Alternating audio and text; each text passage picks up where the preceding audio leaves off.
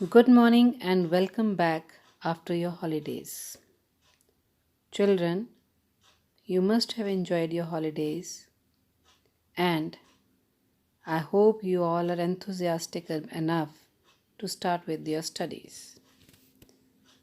So, children, this chapter Inside the Earth of chapter number 2 of geography we have already started before holidays, but because your you must have your contact has been broken with it, so I'm going to start it again. So let us start. So before we start with, let us see what is written in the takeoff. The earth is made up of land and dash. So what could be here in this dash? Earth धरती किसकी बनी हुई है? Land or? Yes, I know it is water. You are correct. I hope you all have guessed the correct one. So land and water है ना. हमने शुरू से पढ़ा है ना, बहुत छोटी क्लासेस से पढ़ते हैं, 4th 5th से, कि जो धरती है वो पानी और जो हमारी अर्थ है वो हमारी पानी और धरती से बनी हुई है, जिसमें धरती कम है और पानी ज़्यादा है.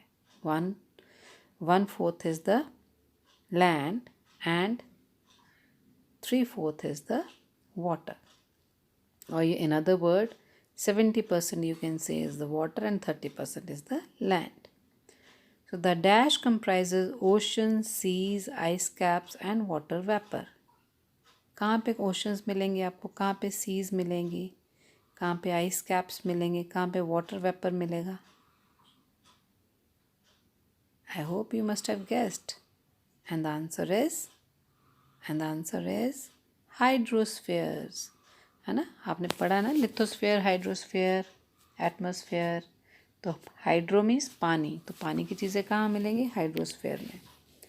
अब वार्म अप सेक्शन में देखते हैं. What lies underneath the ground if you dig it. अगर आप धरती को खोदते हो तो आपको उसके नीचे क्या मिलता है? आपको उसके नीचे सॉइल ही मिलेगी ना, मिट्टी मिलेगी उसके नीचे, है ना, काले रंग की मिट्टी, है ना. तो ये कैसे बनी है?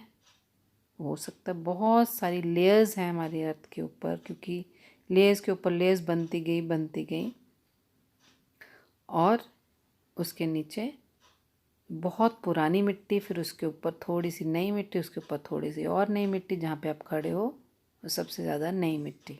ठीक है. तो इसने जो पिक्चर में एक आपको मैन दिखाई दे रहा है, वो डिगिंग कर रहा है अर्थ की, और उसके अंदर अपना जितना भी ऑर्गेनिक मैटर है, जो वेस्ट है आपके घर का, वो उसमें डाल रहा है. तो ये टेक्निक कैसे सॉइल को इनरिच करती है?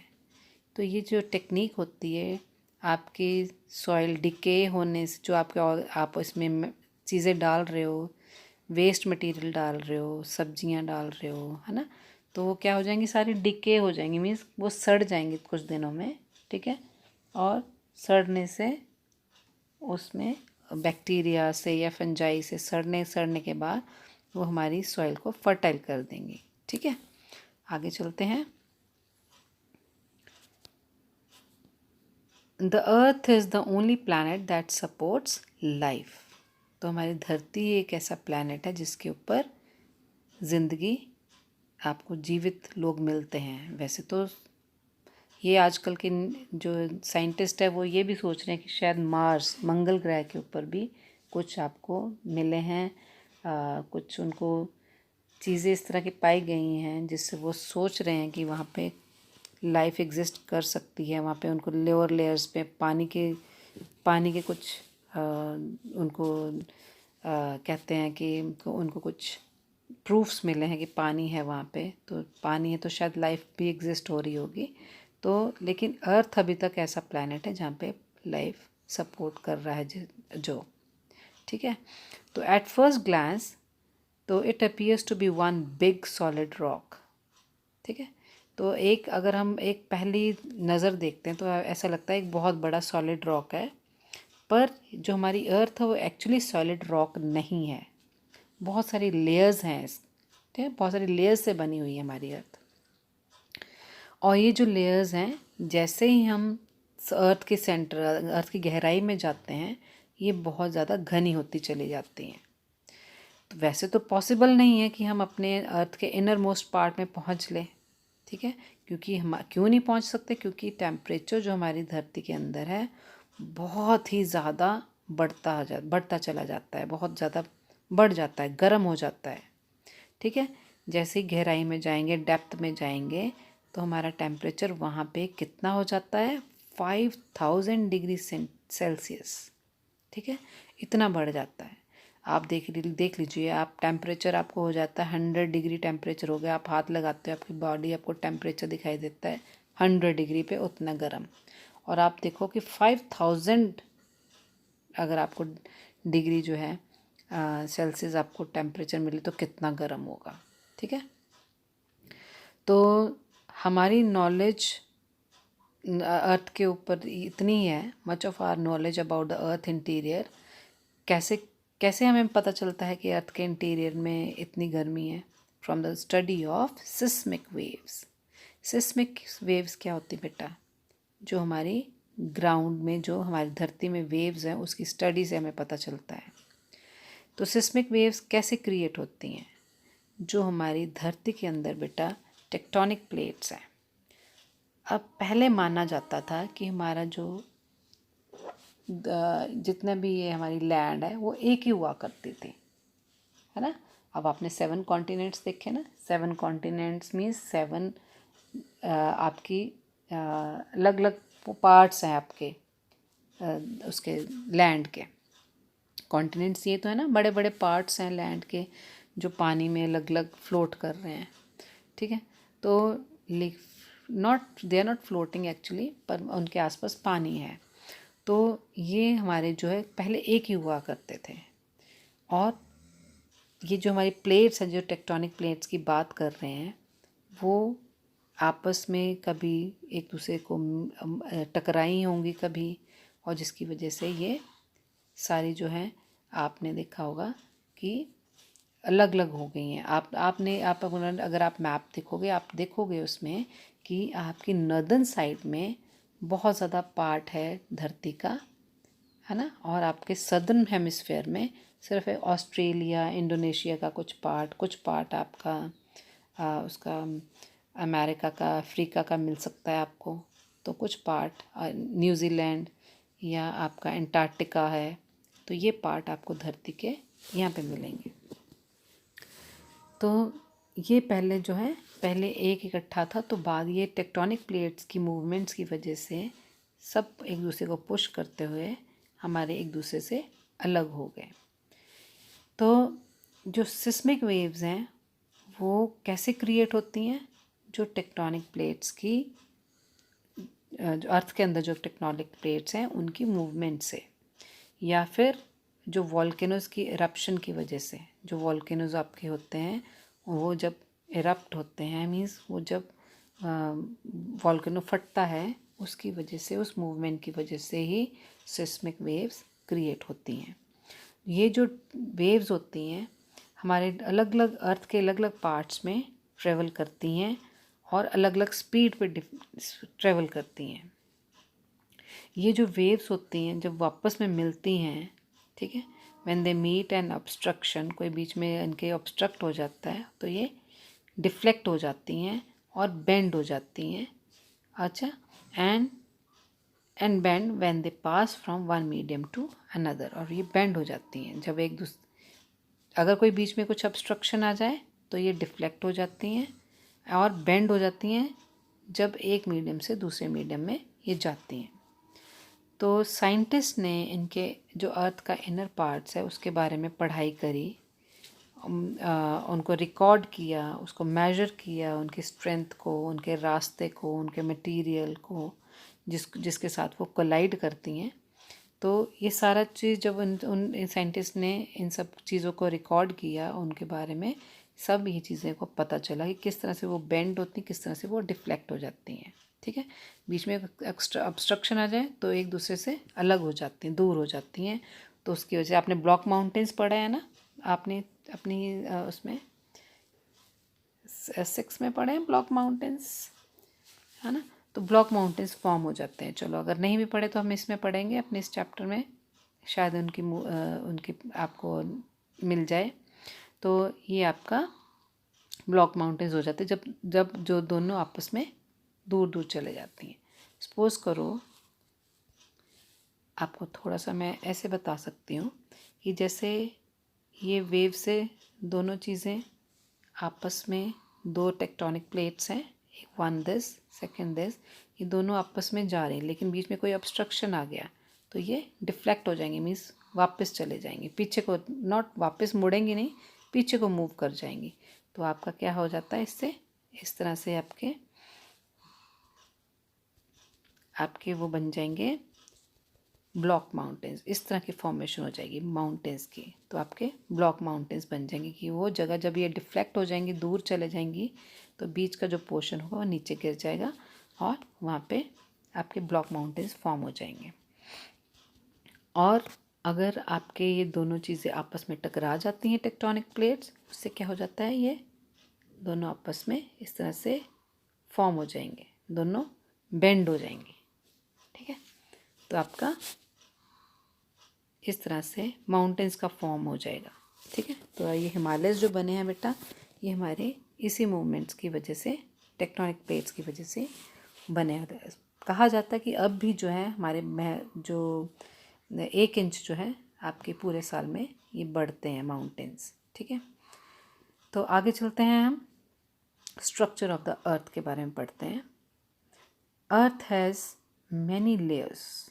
ठीक है, तो हमारी ये धरती है उसमें बहुत सारी लेयर्स हैं और हर लेयर का अपना आप एक गुण होता है। ठीक है, और study of seismic waves has revealed 3 main layers of the earth interior. तो हमारी जो सिस्मिक वेव्स हैं, उन स्टडी ऑफ सिस्मिक वेव्स की जो स्टडी हुई है, उससे क्या शो हुआ है कि अर्थ के इंटीरियर में 3 लेयर्स हैं। वो कौन कौन सी हैं, क्रस्ट, मैंटल एंड कोर। ठीक है, अब देखिए बेटा, सिस्मिक क्या होती हैं, vibration of the earth and it's crust. ठीक है, जो अंदर आपके धरती के अंदर वाइब्रेशंस होती हैं और ये हमारे क्रस्ट के अंदर वाइब्रेशंस होती हैं, उसको सिस्मिक बोलते हैं। तो उन्होंने 3 चीज़ें आपको बताई हैं हमारे स्ट्रक्चर ऑफ अर्थ में, कि 3 चीज़ें पाई जाती हैं, क्रस्ट जो हम आप बाहर से देखते हैं, मेंटल उसके नीचे, कोर बिल्कुल अंदर जहाँ बहुत ही ज़्यादा सेंट्रल पार्ट हो जाता है। कोर भी आगे 2 पार्ट में डिवाइड हो जाता है, तो वो हम आगे पढ़ेंगे। ठीक है, तो crust, mantle and core, these are the 3 layers of the earth's interior. आगे पढ़ते हैं। Now the first is the crust. तो क्रस्ट जो है हमारी आउटर मोस्ट पार्ट होता है हमारी धरती का, जिस पे हम खड़े हैं बेटा, दैट इज़ द क्रस्ट। ठीक है, आप जिस धरती पे आप चल रहे हो, आपके पेड़ पौधे उग रहे हैं, वो आपका आउटर मोस्ट कवर है। और ये बहुत ही थिन लेयर है हमारे अर्थ की, और थिन लेयर ऑफ रॉक कह सकते हो आप। ठीक है, ये हमारी धरती को इन्वेलप करके रखते हैं। जैसे इन्वेलप के अंदर क्या डालते हो आप, कार्ड डालते हो, लेटर डालते हो ना, वो इन्वेलप कार्ड को या लेटर को क्या करता है, कवर करके रखता है। ऐसे ही हमारी धरती को इस क्रस्ट ने कवर करके रखा हुआ है, इन्वेलप करके रखा हुआ है। जो हमारी एवरेज थिकनेस है हमारी क्रस्ट की, वो कितनी है, 60 किलोमीटर्स। ठीक है, हमारी ये जो अर्थ क्रस्ट है जिस पे हम खड़े हैं, इसकी जो एवरेज थिकनेस है, अगर मोटाई देखी जाए, खोदेंगे तो 60 किलोमीटर्स तक हम कहेंगे हमारी जो है क्रस्ट है। और जो थिकनेस है हमारी क्रस्ट की, वो कॉन्टिनेंट्स में ज़्यादा होती है और ओशन फ्लोर्स पे जो हमारा क्रस्ट होता है उसमें कम होती है। ओशन फ्लोर्स आपको पता ना, क्योंकि धरती के ऊपर ही तो पानी है ना, तो धरती के वो धरती जिसके ऊपर पानी है, वहाँ पे हमारी थिकनेस थोड़ी जो अर्थ क्रस्ट की है वो कम है एज़ कम्पेयर टू जो हमारे कॉन्टिनेंट्स क्या है, हमारा लैंड पार्ट। ठीक है ना, तो उसमें ज़्यादा है, वो 60 किलोमीटर्स है। तो जो हमारी क्रस्ट है वो किसकी बनी हुई है, सॉलिड रॉक्स की बनी हुई है। और जो डेंसिटी है हमारे रॉक्स की, वो जैसे ही हम गहराई में चले जाएंगे, खुदाई करते हुए गहराई में जाएंगे, वो डेंसिटी रॉक्स की बढ़ती चली जाएगी। जो लोअर लेयर है हमारे अर्थ क्रस्ट की, उसको सियाल बोलते हैं बेटा। जो लोअर लेयर है हमारे अर्थ क्रस्ट की, एक तो ऊपर हो गई हमारी अपर लेयर, और एक लोअर लेयर। तो हमारी क्रस्ट की दो पार्ट हो गए, एक अपर लेयर जिसको बोलेंगे, आगे पढ़ेंगे, और जो लोअर लेयर है वो दैट इज़ सियाल। बेटा CIS आपको इसको बोलते हैं एल्युमिनियम, CIS सिलिकन और ALS एल्युमिनियम। ठीक है, तो सियाल क्या बना है, सिलिकन और एल्युमिनियम। जो हमारा अप लोअर लेयर है वो हमारी किससे बनी हुई है, सिलिकन और एल्युमिनियम से। और जो अपर लेयर है हमारी अर्थ क्रस्ट की वो सीमा से बनी हुई है, यानी कि सिलिकन और मैग्नीशियम। जिस धरती पे हम खड़े हैं जो 60 किलोमीटर्स की मोटाई है, उसमें समझ लो आप 30 किलोमीटर्स का जो है सीमा है और उसके आगे की 30 किलोमीटर जो है सियाल है। ठीक है, तो Seema means SI is for silicon, MA is for magnesium, और SI again is for silicon, AL is for aluminium. ठीक है, तो ये मेन एलिमेंट्स हैं जो हमारे इन लेयर्स में पाए जाते हैं। तो अपर लेयर में सिलिकन और मैग्नीशियम और लोअर लेयर में सिलिकन और एल्युमिनियम। आगे चलते हैं, ये तो हमारा हो गया क्रस्ट की बात, हमारी अपर लेयर की बात। अब चलते हैं थोड़ा सा और उसके अंदर, दैट इज़ द मैंटल। ये जो लेयर है हमारी क्रस्ट के नीचे, ऑब्वियसली क्रस्ट के नीचे होगी। ठीक है, और इसकी थिकनेस कितनी होगी, 2900 किलोमीटर्स। ठीक है, तो कितनी मोटी होगी देखो बेटा, है ना। वो कहाँ 60 किलोमीटर्स थी, अब ये 2900 किलोमीटर्स। तो ये बहुत ही घनी होती है और हैवी रॉक्स की बनी होती है, और इसके अंदर आयरन और मैग्नीशियम मिलेंगे आपको। देखिए बेटा, मैग्नीशियम तो मिल रहा है लेकिन साथ में आयरन है। ठीक है, और हमारी अपर लेयर में क्या था, सिलिकन और मैग्नीशियम था।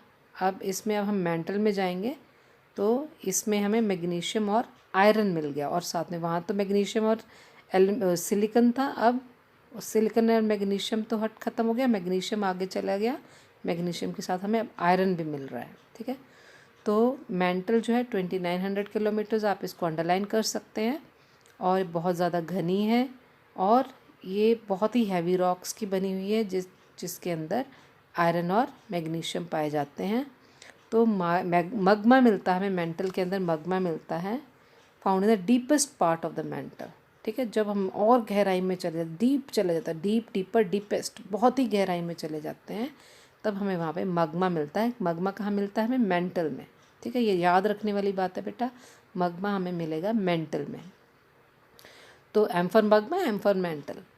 तो रॉक क्या हो जाता है, मेल्ट हो जाता है, क्योंकि यहाँ पे टेम्परेचर बहुत ही हाई है, बहुत ही ज़्यादा है, जिसकी वजह से वहाँ पे लिक्विड फॉर्म सी बन जाती है जिसको माग्मा बोलते हैं। तो ये तो हो गई हमारी मेंटल की बात। आगे चलते हैं हम कोर में। ठीक है, अब आप देखिए बेटा, आपके यहाँ पे जो बने हुए हैं, ये देखिए आप इधर, ये देखिए, ये तो आपका ऊपर वाला पार्ट हो गया था क्रस्ट। ठीक है, अभी हम इसकी बात कर रहे थे, जो आपके मेंटल की बात कर रहे हैं। तो अगर आप यहाँ पे बीच में जाएंगे, बिल्कुल गहराई में जाएंगे, यहाँ पे आपको क्या मिलेगा, माग्मा मिलेगा। क्या मिलेगा बेटा, माग्मा। गॉट इट, तो आपको यहाँ पे माग्मा मिल जाएगा।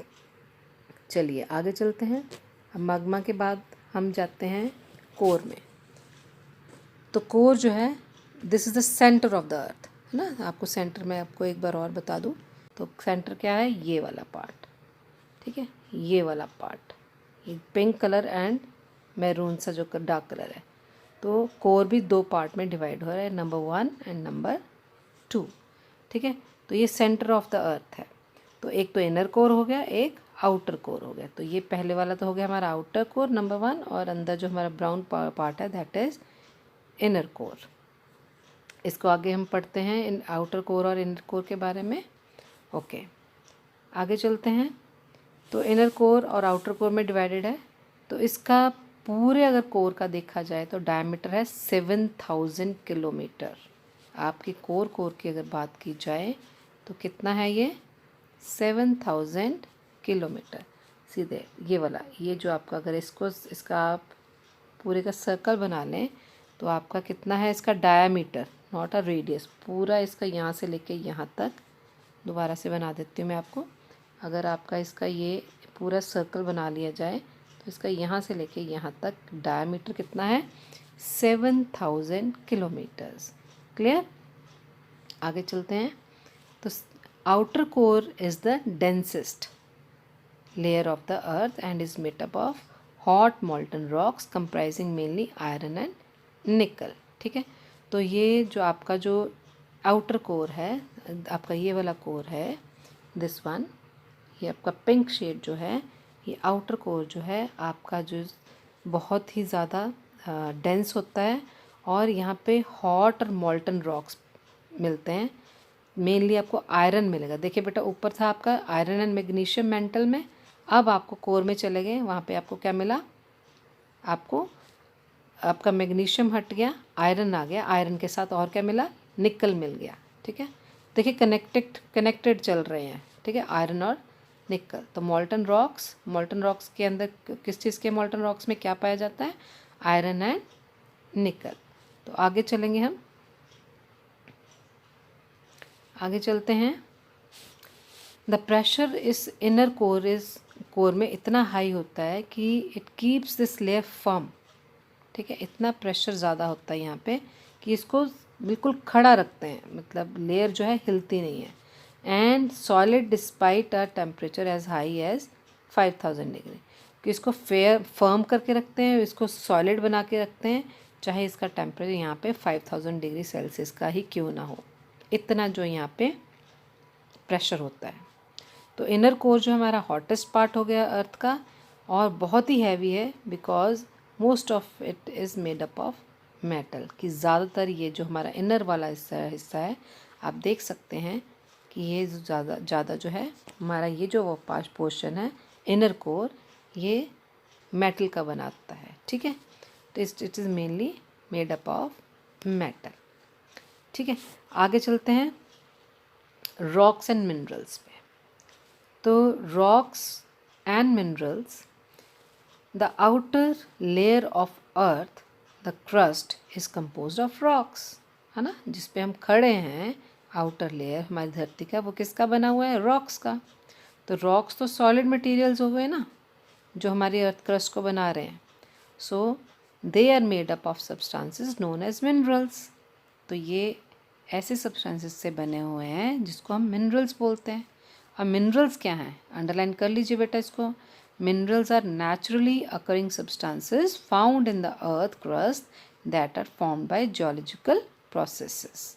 ठीक है, मिनरल्स हमारे नेचर ने मतलब ऑटोमेटिकली जो भगवान ने उनको कोई चीज़ों को बनाता है, वो सब्सटेंसेस हैं हमारे मिनरल्स, जो नेचर ने ही उनको बनाया है अर्थ क्रस्ट में। और कैसे होते हैं, कैसे बनते हैं ये मिनरल्स, जियोलॉजिकल प्रोसेस में। कोई भी हमारी धरती के अंदर कोई प्रोसेस होती है, उससे जो है मिनरल्स फॉर्म हो जाते हैं। तो अंडरलाइन कर लीजिए, minerals are naturally occurring substances found in the earth crust that are formed by geological processes. तो इनकी एक डेफिनेट फिजिकल प्रॉपर्टीज़ होती हैं और केमिकल कॉम्पोजिशंस होते हैं। केमिकल कंपोज मतलब किस चीज़ से बने होते हैं, किन केमिकल से बने हुए हैं।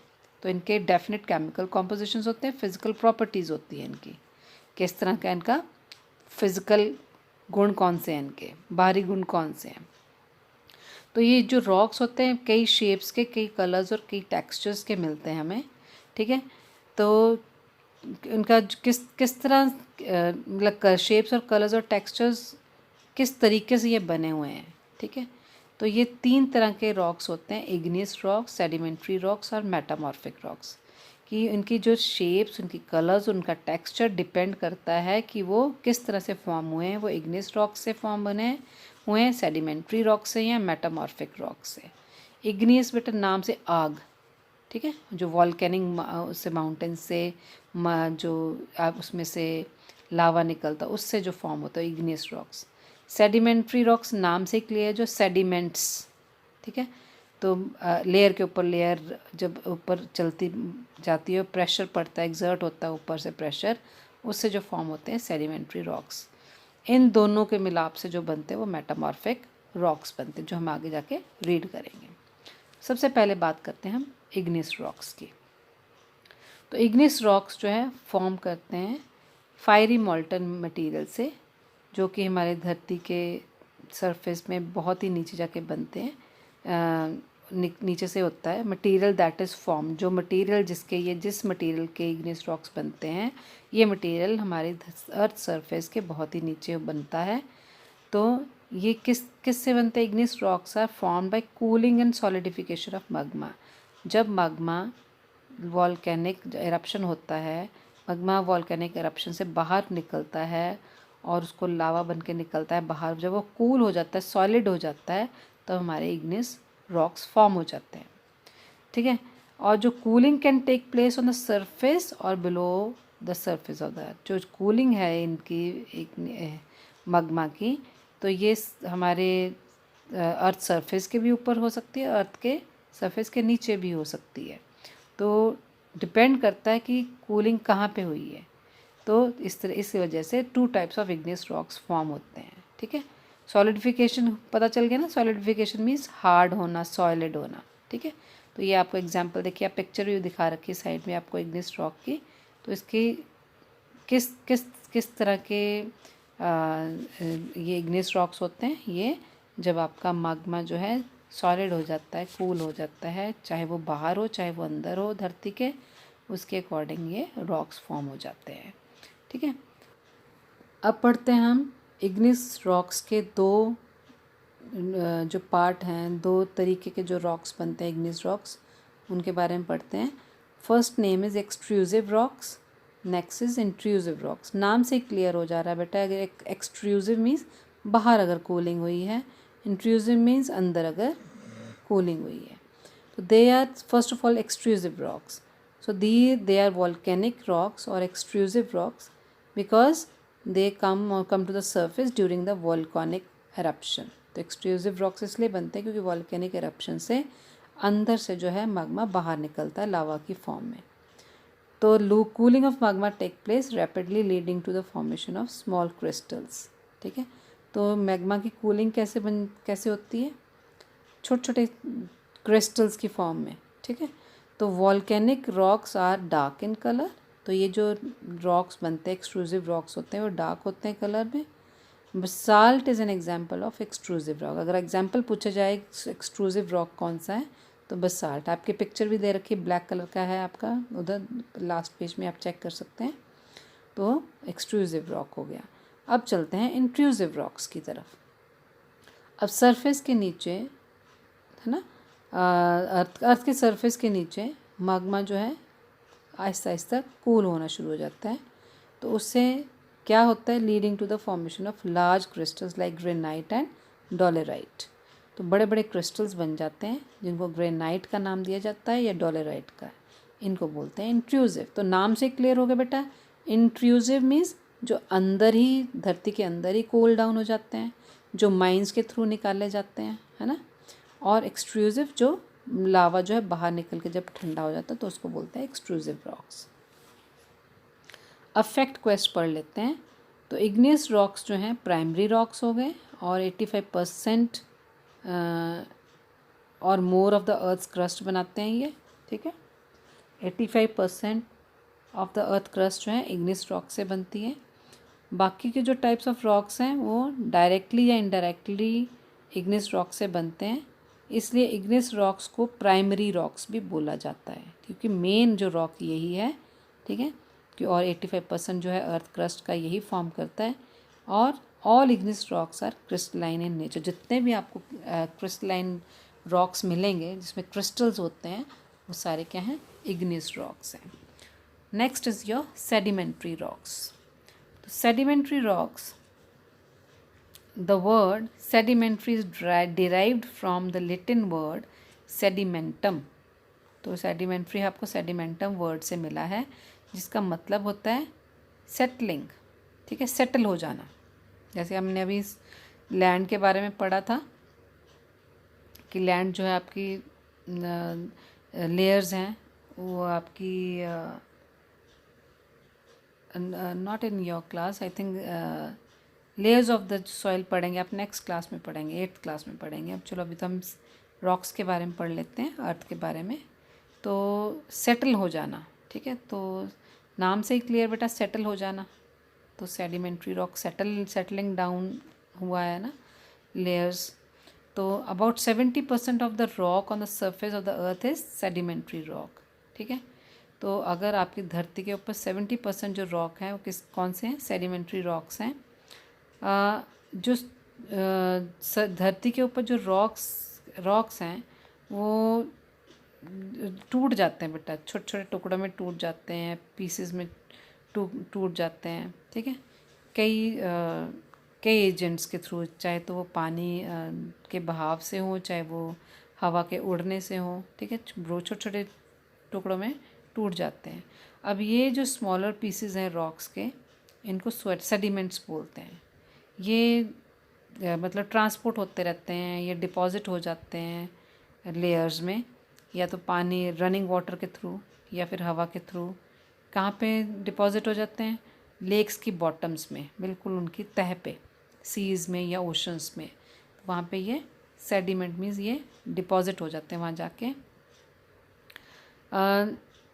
तो इसलिए कहते हैं जो रॉक्स, जो डेब्रीज आप कह सकते हो, जो मतलब टूटा हुआ कूड़ा कह सकते हो ना, जो rocks formed from the debris of other rocks and living matters are called sedimentary rocks. आप अगर डेफिनेशन पूछी जाए सेडिमेंट्री रॉक्स की, अंडरलाइन कर लीजिए इसको भी। Rocks form from the debris of other rocks, मतलब दूसरे रॉक्स का जो बचा कुचा होता है, उसके जो कबाड़ होता है, उसकी डेब्रिज और लिविंग मैटर से जो मिल के बनते हैं उनको सेडिमेंट्री रॉक्स बोलते हैं। जो grains are cemented together to form sandstone, ठीक है। ग्रेन्स को इकट्ठा कर दिया जाता है। जो ये जो छोटे छोटे ग्रेन्स जो टुकड़े होते हैं ये आपस में मिल जाते हैं और एक सैंडस्टोन को बनाते हैं। तो वाटर जो होता है ग्रेन्स के बीच में, water between grains of sediments get squeezed, है ना। जो पानी होता है उन ग्रेन्स के बीच में, वो स्क्वीज मीन्स वो निकल जाता है। जैसे निचोड़ते हैं ना कपड़े को, आप पानी निकालते हो तो उसमें धोते हो, उसको पानी में निकल जाता है, उसमें से निचड़ जाता है। ऐसे ही जब इनके ऊपर दूसरे और सेडिमेंट्स मतलब और लेयर्स आ जाती हैं, उनका जब इनके ऊपर प्रेशर पड़ जाता है तो इनके बीच में जो पानी होता है वो स्क्वीज़ आउट हो जाता है, बाहर निकल जाता है। तो इसीलिए जो है जो क्ले हो जाती है वो मड स्टोन बन जाती है। और सेडिमेंट्री रॉक्स जो होते हैं, rock layers hold all reserves of coal. तो सेडिमेंट्री जो रॉक लेयर में जितने भी आप कोल के, ऑयल के या नेचुरल गैस के रिजर्व्स होते हैं, आपको इस सेडिमेंट्री रॉक लेयर में ही मिल जाते हैं, ठीक है। तो ये हो गया आपका सेडिमेंट्री रॉक्स का। Now children, next is metamorphic rocks. तो मेटामॉर्फिक रॉक्स कब फॉर्म होते हैं, जब इग्निस और सेडिमेंट्री रॉक्स जो होते हैं उनमें कोई चेंजेस आ जाए। अब चेंजेस कैसे आएंगे, जैसे कोई इंटेंस हीट या प्रेशर पड़ जाए उन पे, इन ऐसे कुछ एक्शंस उनके ऊपर हो जाएं तो मेटामॉर्फिक रॉक्स फॉर्म हो जाते हैं। तो वो प्रोसेस जो मेटामॉर्फिक रॉक्स को फॉर्म करती है उसको मेटामॉर्फिज्म बोलते हैं। अब मेटामॉर्फिज्म जो होती है बहुत ही गहराई में धरती के सरफेस से अगर नीचे जाएं, बहुत नीचे जाके उसकी ये मेटामॉर्फिज्म होता है जब रॉक्स जो है किसी वॉल्केनिक एक्टिविटी या कोई अर्थ क्रस्ट के मूवमेंट में इनके अधीन हो जाएं, इनसे रिलेट करें, ठीक है।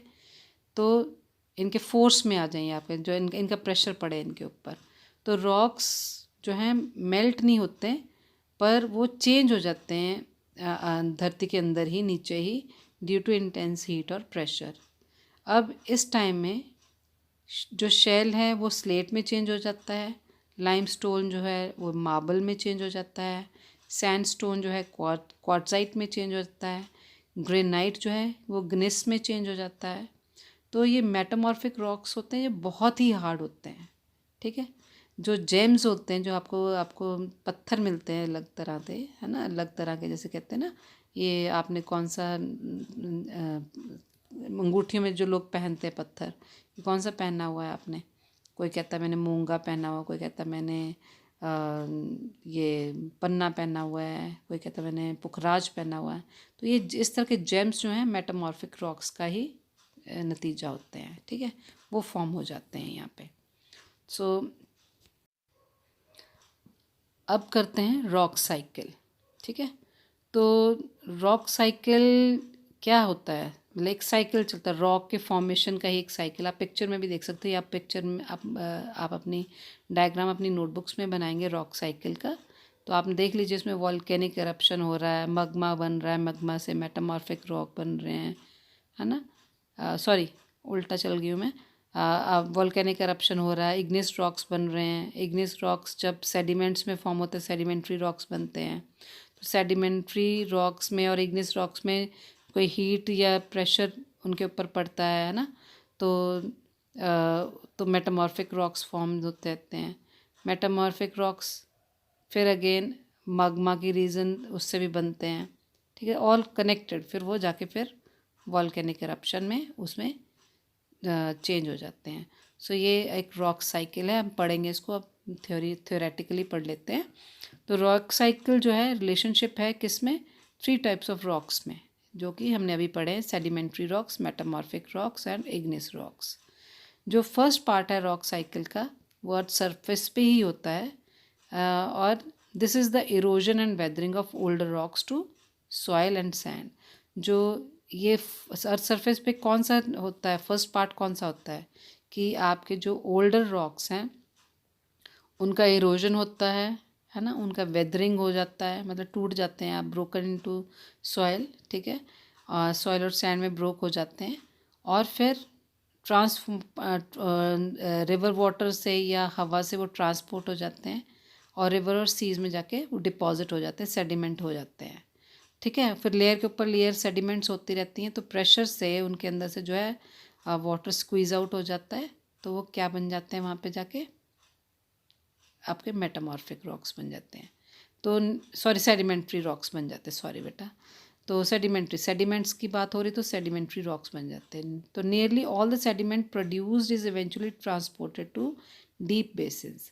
तो जितना भी सेडिमेंट प्रोड्यूस होता है वो एवेंचुअली कहाँ पे ट्रांसपोर्ट हो जाता है, गहरे बेसिन्स के अंदर, सीज में, areas of great thickness of sediment जहाँ पे क्यूमुलेट इकट्ठा हो जाए, जहाँ पे सेडिमेंट सारा, ठीक है। जो लूज सेडिमेंट है वो किस में चेंज हो जाता है, हार्ड रॉक में चेंज हो जाता है। तो जो सेडिमेंट्री रॉक्स होते हैं वो एक्सट्रीम टेम्परेचर और प्रेशर से फोल्ड हो जाते हैं, स्क्वीज हो जाते हैं, और वो मेटामॉर्फिक रॉक्स में फॉर्म हो जाते हैं। The energy to power the rock cycle is derive from the 2 sources, ठीक है। रॉक साइकिल को जो एनर्जी मिलती है वो 2 सोर्सेज से मिलती है। वो number 1 the heat of the sun which is indirectly breaks down the existing rocks into sediments. पहले तो होगी, मैंने पहले पढ़ा ना बेटा, तो उनकी ब्रेकिंग डाउन हो जाती है किस तरह से, या उनके ऊपर हीट या प्रेशर हो, है ना।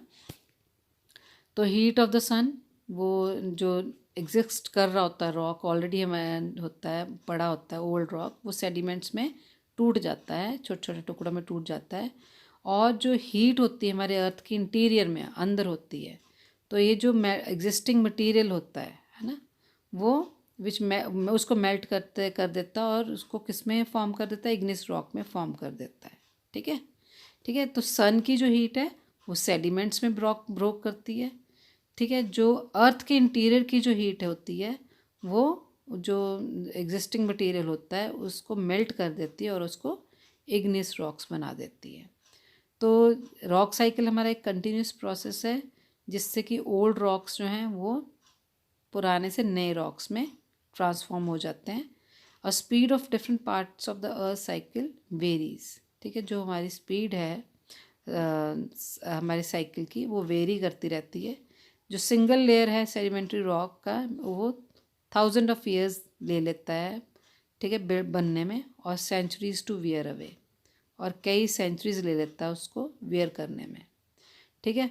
But when magma comes in contact with the rock changes can occur in days और इवन मिनट्स। लेकिन अगर मगमा आ जाए उनके कांटेक्ट में, क्योंकि मगमा तो बहुत ही वो है हीट की वजह से होता है, बनता है ना, लिक्विड फॉर्म हो जाती है, तो वो कैसे, अगर वो कांटेक्ट में आ जाए रॉक के तो वो डेज और मिनट्स में ही चेंज कर देता है। तो एक्सप्लोर करते हैं। तो mining is the extraction of valuable minerals और other geological materials from the earth, ठीक है। माइनिंग क्या है, जो आपके वैल्यूएबल मिनरल हैं उनको एक्सट्रैक्ट करती है, मतलब उनको निकालती है धरती के अंदर से। जो big mining companies are now turning their sites to ocean floors to engage in deep sea mining for minerals.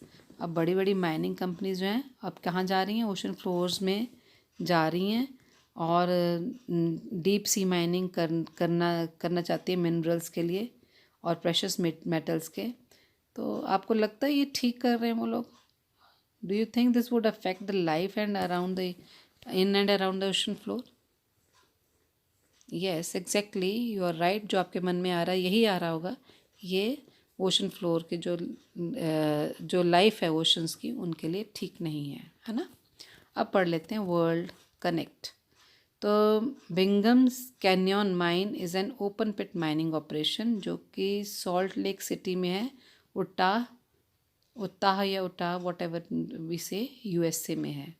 तो ये सबसे बड़ी जो है लार्जेस्ट मैन मेड एक्सकेवेशन है वर्ल्ड की, और 1906 में इसको बनाया गया था and resulted in the creation of pit over 970 metre deep. ठीक है, तो ये 906 में इसको बनाया गया था और 970 मीटर डीप जो है प्री पिट क्रिएट की गई थी, और 1966 में ये माइन को डेजिग्नेट किया गया एज नेशनल हिस्टोरिक लैंडमार्क। ठीक है, under the name of Bingham Canyon open pit copper mine. ठीक है, उसको नाम दिया गया Bingham Canyon open pit mine. Open pit means ये खुली है, देखिए आप पिक्चर में भी देख लीजिए बेटा, तो आपको ओपन दिख रहा है, मतलब खुला है। ठीक है, ये ओपन पिट माइन है और लेकिन है तो बेशक आपका land historic national historic landmark का इसको नाम मिल गया, लेकिन इसकी वजह से बहुत ज़्यादा एनवायरनमेंट में इफ़ेक्ट हुआ। तो ये देखा गया कि जो माइनिंग ऑपरेशंस हैं, जो वहाँ की फ़िश है उनको उनका रहन सहन ख़राब कर दिया है, वाइल्ड एनिमल्स का रहन ख़राब कर दिया है, और बहुत सारा एयर और वाटर पोल्यूशन लेके आई है उस एरिया में। तो this has created a number of health hazards to the people living in the region. बहुत सारे लोगों की जो है सेहत के ऊपर फ़र्क पड़ा है इस ओपन पिट माइन में। तो किसी भी तरह से दो डेवलपिंग हो रहे हैं, लेकिन ये सब चीज़ें जो किसी न किसी तरह से नेचर को भी इफ़ेक्ट कर रही हैं। अब नेचर इफ़ेक्ट होता है तो ह्यूमन लाइफ भी इफ़ेक्ट होती है।